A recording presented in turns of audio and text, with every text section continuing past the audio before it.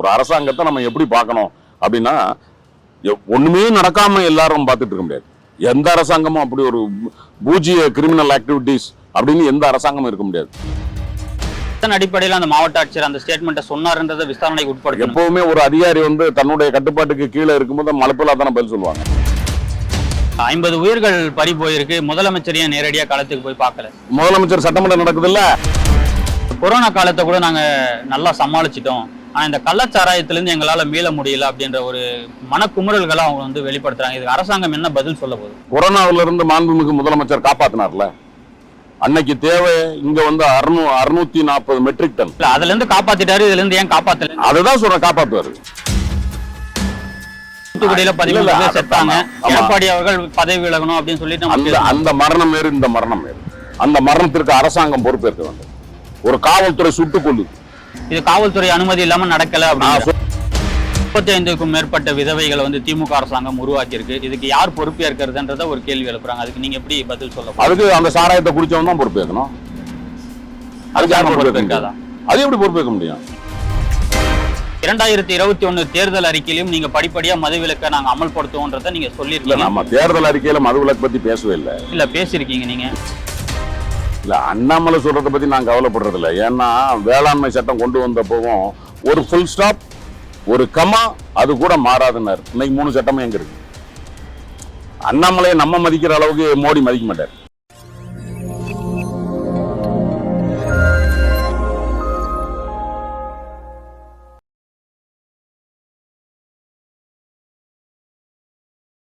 தாமரை TV நேயர்களுக்கு வணக்கம். இன்றைய நேர்காணலில் நம்முடன் இணைந்திருக்கும் சிறப்பு விருந்தினர் திமுக செய்தி தொடர்பாளர் மற்றும் பேராசிரியர் திரு கான்ஸ்டன்டைன் ரவீந்திரன் அவர்கள். ஐயா வணக்கம்.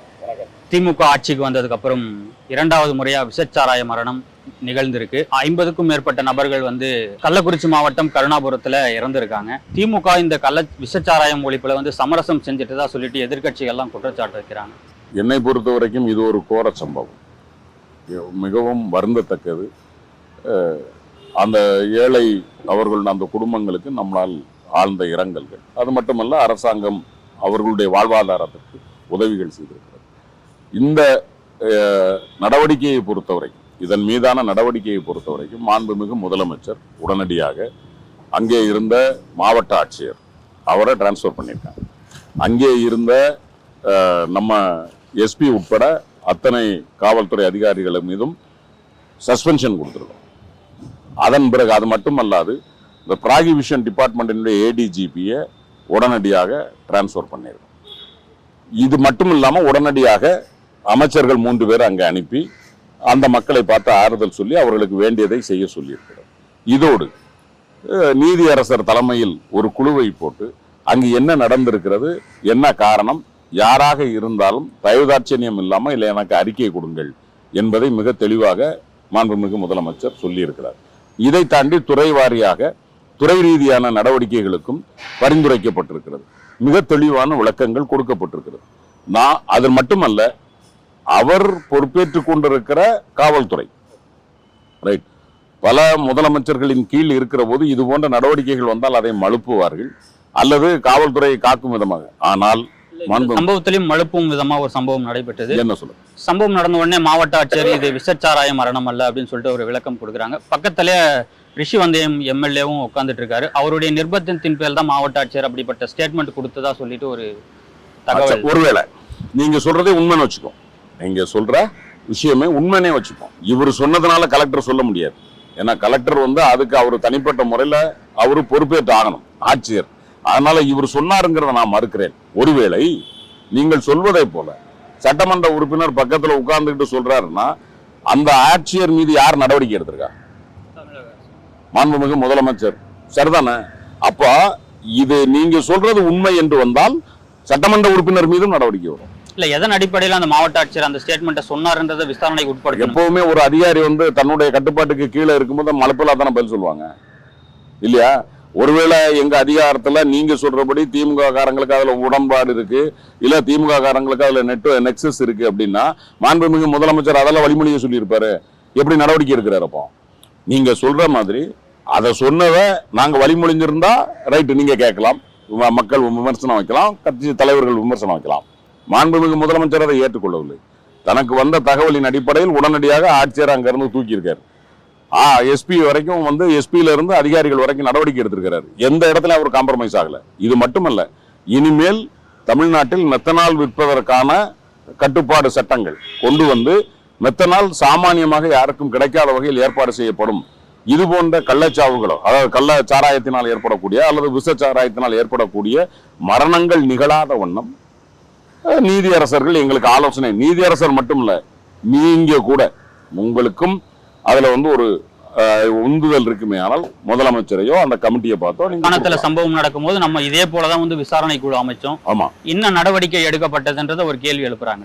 அதுல சம்பந்தப்பட்டவங்கள நீதிமன்றமும் இன்னைக்கு அதுக்கான கேள்வி எழுப்பியிருக்காங்க. உண்மை, குற்றப்பத்திரிகை தாக்கல் செய்யப்பட்டு இதே நீதிமன்றத்தில் அவங்க ஆஜர்படுத்தப்பட்டாங்களா இல்லையா? அவங்க ஜாமீன்ல தானே இருக்காங்க. அப்ப நம்ம செய்திருக்கோமா இல்லையா? அதாவது ஒரு நிகழ்வு நடந்த பிறகு அந்த நிகழ்வுக்கான ரெஸ்பான்ஸ் என்னங்கிறத ஒரு அரசாங்கத்தினுடைய இதா இருக்க முடியும், நடவடிக்கையா இருக்க முடியும். ஒரு அரசாங்கத்தை நம்ம எப்படி பார்க்கணும் அப்படின்னா, ஒண்ணுமே நடக்காம எல்லாரும் பார்த்துட்டு இருக்க முடியாது. எந்த அரசாங்கமும் அப்படி ஒரு பூஜ்ய கிரிமினல் ஆக்டிவிட்டிஸ் அப்படின்னு எந்த அரசாங்கமும் இருக்க முடியாது.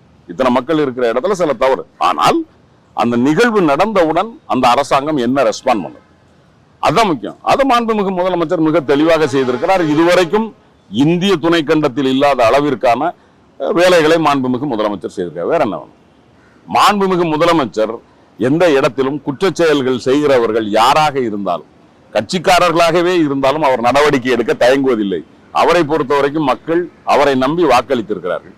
அவர் அந்த மக்களுக்கு அக்கௌண்டபிலிட்டியோடு இருக்கிறார், பதில் சொல்லுகிற உரிமையோடு இருக்கிறார், நடவடிக்கைகள் எடுக்கிறார். 50 உயிர்கள் பறி போயிருக்கு. முதலமைச்சரையும் நேரடியா களத்துக்கு போய் பார்க்கல. முதலமைச்சர் சட்டமன்றம் நடக்குது இல்ல, இதுக்கு முன்னாடி மரக்காணத்தில் நடந்தப்போ இதே முதலமைச்சர் தானே போனாரு. காலையில நடந்ததுன்னு தெரிஞ்சோன்னா 3 மணிக்கு நான் தானே கூட போனேன், தெரியும் எனக்கு. நான் அப்ப மதுராந்தகம் தொகுதி பொறுப்பாளர், நானும் கூட அவரு அண்ணன் போகும்போது நாங்களும் பார்த்தோம், நாங்களும் இருந்தோம். இந்த முறை வந்து சட்டமன்றம் நடக்குது. முதலமைச்சருக்கு உங்களுக்கு தெரியும், மானிய கோரிக்கை நடக்குது, கேள்விகள் பதில்கள் இருக்கிறது. அது மட்டுமல்ல, எதிர்கட்சிகள் அவங்க வந்து தயாரா இருப்பாங்க. அப்போ மாண்புமிகு முதலமைச்சர் இங்கே இருக்கிறார். 3 அமைச்சர்கள் அங்கே போயிருக்கிறார்கள். அந்த மாவட்டத்துக்கு பொறுப்பான அமைச்சரும் போயிருக்கிறாரு, மக்கள் நல்வாழ்வுத்துறை அமைச்சர் அண்ணா மாசு போயிருக்காரு, அண்ணா ஏவா வேலு போயிருக்காரு. கூடவே நமது மாண்புமிகு இளைஞர் மற்றும் விளையாட்டு நலன் மேம்பாட்டுத்துறை அமைச்சர் தம்பி உதயநிதி. கடந்த முறை ஏன் முதலமைச்சர் போனார்னாக்க 2024 தேர்தல் வரப்போகுது, அதை மையப்படுத்தி தான் ஸ்டாலின் போய் நேரடியா பார்த்தாரு அப்படின்ற ஒரு கோணங்கள்ல சமூக வலைதளங்கள்ல பேசுறாங்க.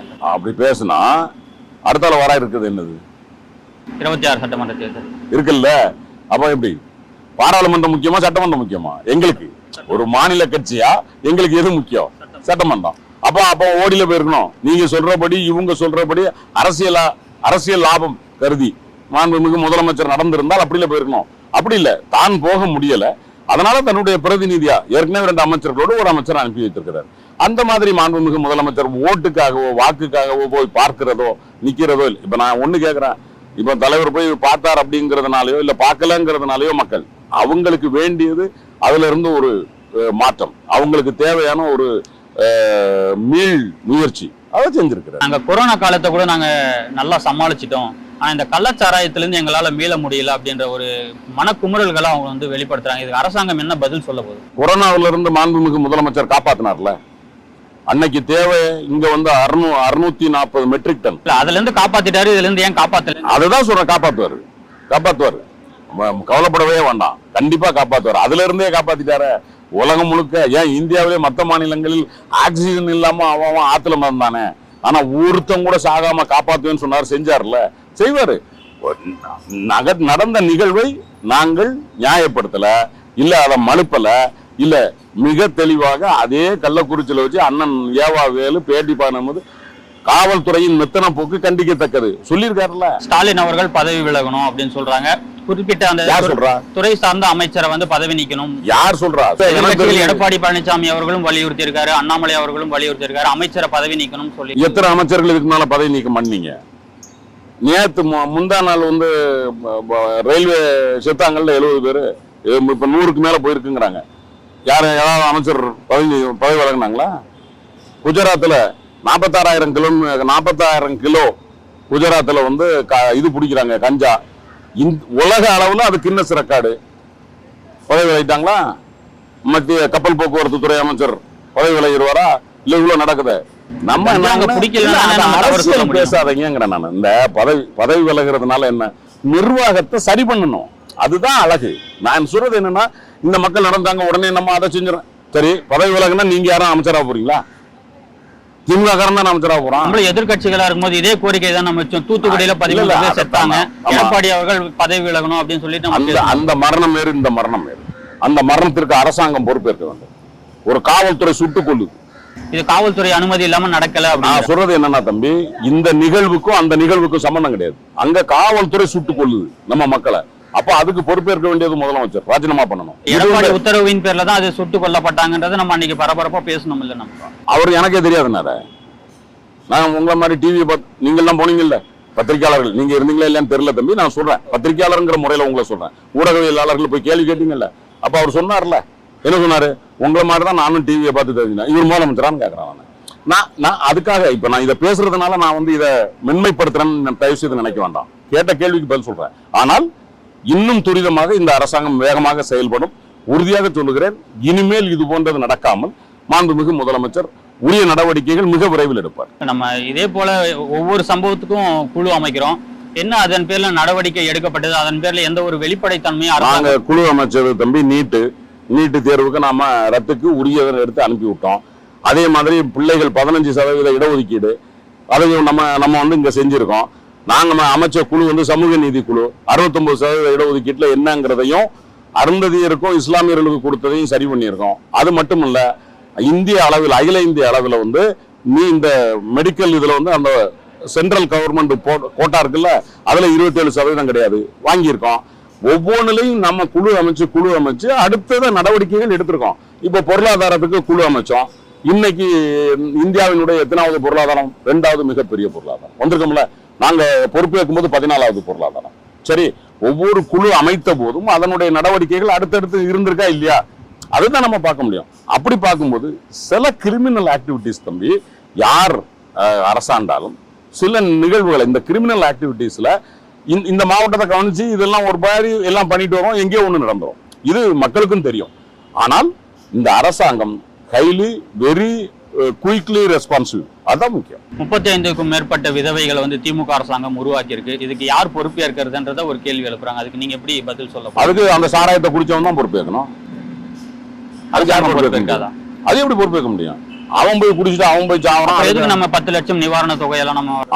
நல்ல கேள்வி. இதுல இந்த 10 லட்சம்ங்கிறது அவன் இறந்திருக்கிறவன் ஒரு வறுமையின் கோட்டின் கீழ் இருக்கிறவன். அந்த வறுமை கோட்டுக்கு கீழே இருக்கிறவனுக்கு ஒரு உதவி செய்யணும், அந்த குடும்பத்தை உதவி செய்யணும் அப்படிங்கிற. ஏன்னா நிற்கதியா நிக்குது, குழந்தைங்க இருக்கு, அப்போ அவங்களுக்கு உதவி செய்யணும்னு செய்யறோம். இதுல வந்து எந்த மாற்று கருத்தும் இல்லை. இது இன்னைக்கு இல்ல, 2001 ஜெயலலிதா அம்மையார் 25,000 ரூபாய் கொடுத்திருந்தாங்க. ரைட், இன்னைக்கு நம்ம வந்து அதை 10 லட்சம் ஆக்கியிருக்கோம். அன்னைக்கு 53 பேருக்கு கொடுத்திருந்தாங்க செத்தப்போ. ரைட், இது நான் எதுக்கு சொல்ல வரேன்னா தம்பி, ஒருவேளை இந்த நிதி கொடுக்கிறது அப்படிங்கிறது மாறுபாடு இருந்தால் முதலமைச்சரை பார்த்து அந்தந்த தலைவர்களை இது கொடுக்க சொல்லுங்க, மனு கொடுக்க சொல்லுங்க. எந்தெந்த தலைவர்கள் இது கொடுப்பது தவறுன்னு சும்மா மீடியாவில் பேசாம முதலமைச்சரை பார்த்து, ஐயா இந்த மாதிரி வந்து கொடுக்கறத எங்கள் கட்சி விரும்பவில்லை, கொடுங்க, உட்கார்ந்து பேசுவோம். உங்களுக்கு ஞாபகம் இருக்குன்னு நினைக்கிறேன் தம்பி, 96 2001 அந்த காலகட்டத்தில் எல்லா போக்குவரத்துக்கும் தலைவர்கள் பேரை வச்சோம். ஞாபகம் இருக்கா?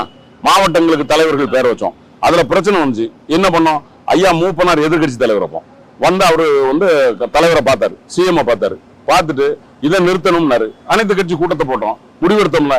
நான் என்ன சொல்றேன், இந்த மாதிரி கொடுக்க கூடாது அப்படின்னு சொல்ற எல்லா தலைவர்களும் வாங்க முதலமைச்சரை பாருங்க, அனைத்து கட்சி கூட்டம் போடுவோம். போட்டுட்டு இனிமேல் இந்த மாதிரியான விசச்சாராயத்திலேயோ கள்ளச்சாராயத்திலேயோ இறந்தால் அவர்களுக்கு உதவி கிடையாது, அனைத்து கட்சியும் எழுத்து போடுவோம். சட்டமன்றம் நடந்துட்டு இருக்கு, எதிர்கட்சிகள் கேள்வி எழுப்புறாங்க, உடனடியாக அவங்க காவலர்களை வச்சு வெளியேற்றிருக்காங்க. காவலர்களை விட்டு வெளியேற்றினதுக்கு மட்டும் இல்ல, அடுத்தாலும் முதலமைச்சர் அவங்கள உள்ள கூப்பிட்டாரா? கூப்பிட்டிருக்காரு. சரிதானா? வேற என்ன? அப்ப இந்த முதலமைச்சர் சரியா இருக்காரா இல்லையா? சபாநாயகர் இவங்க கூச்சல் போடுறாங்க, காவலர்களை வைத்து வெளியே அனுப்புறாரு. உண்மை, நீங்க சொன்னது உண்மை. முதலமைச்சர் இல்ல, ஜனநாயக ரீதியா நம்ம பதில் சொல்ல வேண்டியது இருக்கு, அவங்கள உள்ள வர சொல்லுங்க அப்படின்னு சொல்லி உள்ள வர சொல்லிட்டாருன்னு சொல்லி போய் சொல்றான். ஒரு எதிர்கட்சி தலைவர் என்ன பண்ணணும்? உள்ள வந்திருக்கணும்ல. ஒரு முதலமைச்சர்ல தம்பி, இப்ப நம்ம 2 பேரும் வெளியே இருக்கிறோம், எப்படி வேணாலும் இருக்கலாம். சட்டமன்றத்துக்குள்ள நீங்க ஒரு சட்டமன்ற உறுப்பினர், எதிர்க்கட்சி தலைவர், முதலமைச்சருக்குன்னு ஒரு மரியாதை இருக்கு, எதிர்க்கட்சி தலைவருக்குன்னு ஒரு மரியாதை இருக்கு. அப்ப உங்களை முதலமைச்சர் கூப்பிடுறாரு, உள்ள வாங்க நம்ம விவாதிப்போம் அப்படின்னு. ரைட்டு, உள்ள வந்திருக்கணுமா இல்லையா? ஏன் வரல? அப்போ உங்களுக்கு வந்து மக்கள் நலனை விட அரசியல் பண்றது அதிகமா இருக்கு. அரசியல் பண்ணணும், நான் அதை மறுக்கல. நீங்கள் வந்து அரசியல் பண்றதுக்காகத்தான் கட்சி நடத்துறீங்க. ஆனா அந்த அரசியலில் மக்கள் நலன் இருக்க வேண்டும், அது பிரதானமா இருக்கணும்னு சொல்றேன். அதாவது 60% மக்கள் நலனும் 40% அரசியலும் இருக்கணும். இங்க 80% அரசியலும் 20% மக்கள் நலனும் இருக்கிறது தப்புன்னு சொல்றேன். பெருவாரியான மக்களின் கோரிக்கையா மதுவிலக்கு கொள்கையை திமுக அரசாங்கம் எப்போ அமல்படுத்தும் அப்படின்ற ஒரு கேள்வி எழுப்புறாங்க. 2021 தேர்தல் அறிக்கையிலும் நீங்க படிப்படியா மதுவிலக்கை நாங்க அமல்படுத்துவோன்றத நீங்க சொல்லிருக்கீங்க. நம்ம தேர்தல் அறிக்கையில மதுவிலக்கு பத்தி பேசவே இல்லை. இல்ல பேசிருக்கீங்க நீங்க. இல்லையா? 505 வாக்குறுதியிலையும் என்னன்னு சொல்லி சொன்னா படிப்படியா மதுவிலக்கு கொண்டு வருவோம்னு எங்கேயும் இல்லை. யாரையாவது இருந்தால் எத்தனாவதுன்னு சொல்ல நான் திரும்ப நான் படிக்கிறேன். ஏன்னா 505 வாக்குறுதியை நம்ம படிச்சோம். என்ன சொல்லி இருந்தோம்? இந்த கடைகள் 500 கடைகள் வந்து உச்ச நீதிமன்றம் குறைக்கணும்னு சொல்லி இருந்தது. அதை குறைப்போம்னு சொல்லியிருந்தோம். அதுல மாற்றுக்கிறது இல்லை. உச்ச நீதிமன்றத்தினுடைய இது வந்து இந்த எண்ணிக்கைகளை குறைக்கணும் அப்படின்னு சொல்லி இருந்தது சாலைகள்ல இருந்து. அந்த எண்ணிக்கையை குறைப்போம்னு சொல்லியிருந்தோமே தவிர மதுவிலக்குங்கிறத சம்பந்தமா நாங்க அறிக்கை கொடுக்கல. இல்ல, நீங்க தேர்தல் அறிக்கையில 360வது பாயிண்ட்ல சொல்லியிருக்கீங்க, மதுவுக்கு அடிமையானவர்கள் மது பழக்கத்திலிருந்து விடுபடவும் படிப்படியாக மதுவிலக்கு கொள்கையை மேற்கொள்ளவும் பல்வேறு நடவடிக்கைகள் மேற்கொள்ளப்படும் அப்படின்னு படிப்படியாக செய்யறதுக்கு இருந்தானே. நான் என்ன சொல்ல வரேன் தம்பி, மதுவிலக்குல வந்து அதான் நான் சொன்னேன், நீதிமன்றம் சொன்ன அந்த மதுவிலிருந்து அடிமைப்பட்டவர்களுக்கும் அந்த இதை குறைக்கிறதுக்கும் சொல்லியிருக்கு. அதை செய்வோம், படிப்படியா குறைப்போம் அப்படின்னு சொல்லியிருக்கோம், செய்வோம். அதுதான் எப்போன்னு கேட்கறாங்க. இப்ப நம்ம ஏற்கனவே வந்த உடனே செஞ்சோம்னா கடைகளை க்ளோஸ் பண்ணோம்ல, அடுத்தது க்ளோஸ் பண்ணுவோம், செய்வோம், படிப்படியாக செய்வோம். நான் அதை மறுக்கல. அதான் நான் சொன்னேன், அதுல வந்து நீதிமன்றம் சொன்னதுங்கிற வார்த்தை மட்டும் இல்லை, சரிதானே? அதை நம்ம செய்வோம்.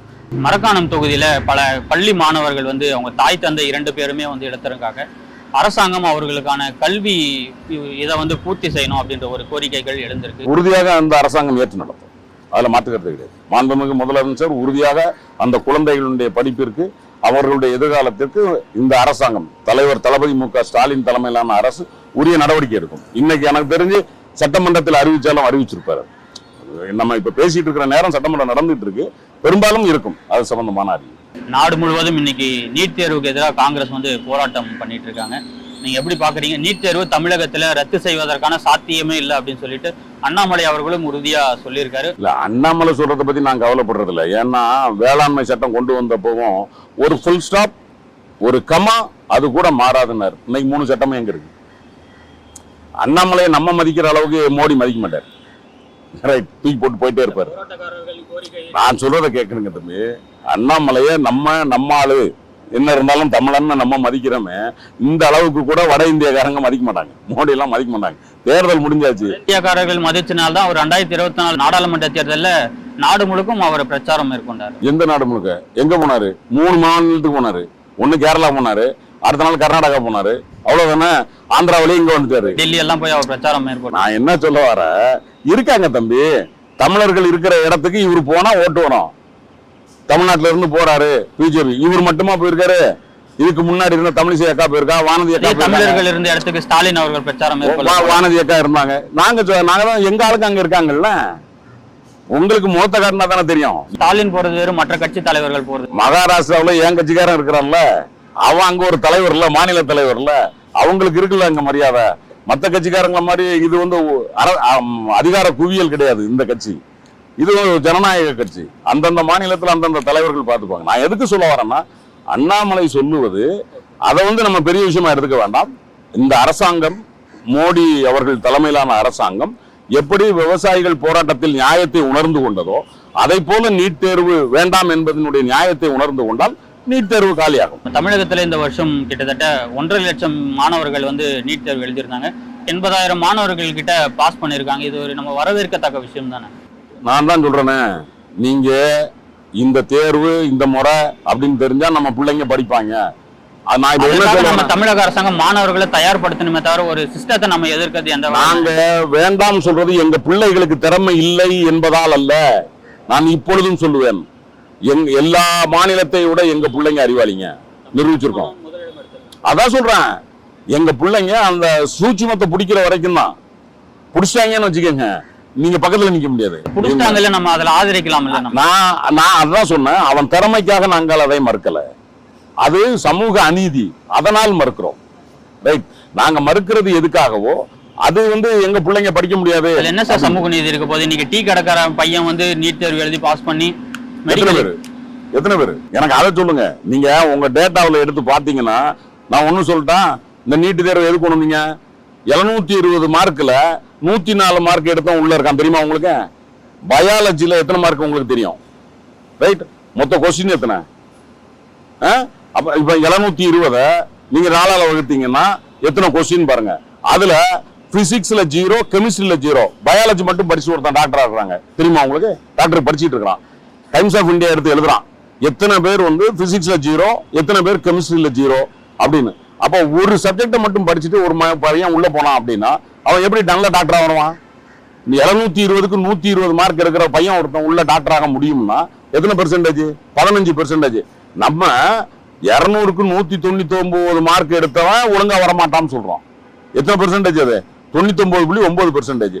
ஆனா 15% எடுத்தவன் நல்ல டாக்டரா வருவாங்கிறீங்களே, இது ஏத்துக்க தகுந்ததா? 6வது அறிவுள்ள மனிதர்கள் யாராவது இதை ஒத்துப்பாங்களா? சார் 99.9 மார்க் எடுத்தவன் 5 சப்ஜெக்ட்ல, அதுல 3 குறிப்பா பிசிக்ஸ், கெமிஸ்ட்ரி, பயாலஜி, ரைட், 99.9 எடுத்து படிச்சவன் டாக்டர் நல்ல டாக்டர் கிடையாது. ஆனால் 15% எடுத்தவன் நல்ல டாக்டர் ஆயிடுவான் அப்படின்னா இதை யார் நம்புவா? நீங்க நம்புவீங்களா தம்பி? அப்ப நீட் தேவையா? அதாங்கள். அதே போல முறைகேடு டிஎன்பிசியில் நடக்குது, அது நம்ம வேணாம்னு சொல்லுவோமா? ஒரு முறைகேடுக்கு இன்னொரு முறைகேடு பதில் இல்ல, அது வேற. நான் இதை அங்க வரல. முறைகேடு நடக்குதா தண்டிக்கப்படணும், இல்லையா அந்த சிஸ்டத்தை முறைகேடு நடக்காதபடிக்கு அதை நடத்தணும், அது வேறு. நாங்க நடவடிக்கை எடுக்கிறோம் சொல்லிட்டு மத்திய அரசாங்கம் சொல்றாங்க. நீ எப்படி எடுப்பீங்க நீட்ல? இப்ப ஜூலை 6ஆம் தேதி ஆரம்பிக்கிறீங்களா கவுன்சிலிங் ஆரம்பிக்கிறீங்களா? கவுன்சிலிங் ஆரம்பிக்கிறதுக்கு ஸ்டே கொடுக்கல, உச்ச நீதிமன்றம் கொடுக்கல. இப்ப எந்த அடிப்படையில போடுவீங்க? இப்ப இந்த பிள்ளைங்களுக்கு ரீடெஸ்ட் நீங்க, ரைட், அவன் ரீடெஸ்ட்ல எந்த கொஸ்டின் எடுப்பீங்க? ஏற்கனவே கேட்ட கொஸ்டின் ஒருவேளை ஈஸியான கொஸ்டின், இப்ப நீங்க எடுக்கிறது டஃப்பான கொஸ்டின், லெவல் பிளேயிங் ஃபீல்டு என்ன இல்ல? ஒருவேளை ஏற்கனவே எடுத்த கொஸ்டின் டஃப், இப்ப இந்த 1563 பிள்ளைகளுக்கும் மெல்லிதான கேள்வி கேட்கறீங்கன்னு வச்சுக்கோங்க, நீங்க பண்ண தப்புனால. அப்ப அது எப்படி லெவல் பிளேயிங் ஃபீல்ட் ஆகும்? இவன் அதிக மார்க் வாங்கிட்டு வந்துருவான்ல, இது எப்படி நியாயம்? ரைட், டிஎன்பிசியில ஒரு வேலை வாய்ப்புக்காக நடத்துவது என்பது வேறு, ஆனால் ஒரு கல்வி நிலைக்காக நடத்துவது என்பது வேறு. நம்ம சொல்றது அதான் சொல்றோம். இதுல பல இந்த மாதிரி அநியாயங்கள் நடக்குது, பணக்காரர்களுக்கு வாய்ப்பு வருது, மார்க் குறைஞ்சவன் உள்ள டாக்டர் ஆகிறான். இது டோட்டலா நீங்க சொன்ன கான்செப்டே அவுட் ஆகுது. 0% அட்மிஷன் கொடுத்து பாத்திருக்கீங்களா நீங்க எங்கேயாவது? 0%னா பெர்சன்டேஜுக்கும் பெர்சன்டேஜுக்கும் வித்தியாசம் உங்களுக்கு தெரியும், ரைட்? 0%னா இந்த மார்க்குக்கு கீழே எவனும் மார்க் வாங்கலன்னு அர்த்தம், ரைட்? அப்ப என்ன அர்த்தம்?